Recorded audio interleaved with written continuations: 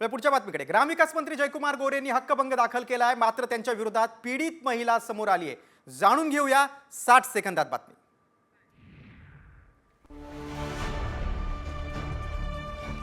महिलेचा छळ केल्याचे आरोप करणाऱ्यांविरोधात ग्रामीण विकास मंत्री जयकुमार गोरेंनी कॉमस्कोर नुसार आता isakal.com आहे देशातील नंबर 1 ची मराठी न्यूज वेबसाईट। प्रत्येक अपडेटसाठी isakal.com ला नक्की भेट द्या। विधानसभेत हक्कभंग दाखल केलाय। गोरेंनी आपल्या विरोधातले आरोप फेटाळून लावत खासदार संजय राऊत आणि आमदार रोहित पवार यांच्या विरोधात हक्कभंग दाखल केलाय। तसंच आपल्या विरोधात षडयंत्र रचल्याचा आरोपही गोरेंनी केलाय। तर आपण माघार घेतल्यामुळे त्यांची कोर्टानं निर्दोष मुक्तता केल्याचा दावा पीडित महिलेनं साम टीव्हीला दिलेल्या मुलाखतीत केलाय।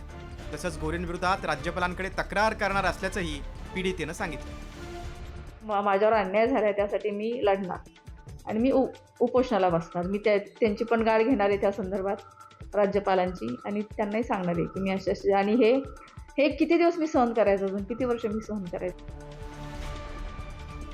त्यामुळे आता हे प्रकरण चिघळण्याची शक्यता आहे। आता जयकुमार गोरे या प्रकरणातून सुखरूप बाहेर पडणार की त्यांच्याही अडचणी वाढणार याबाबत उत्सुकता लागली।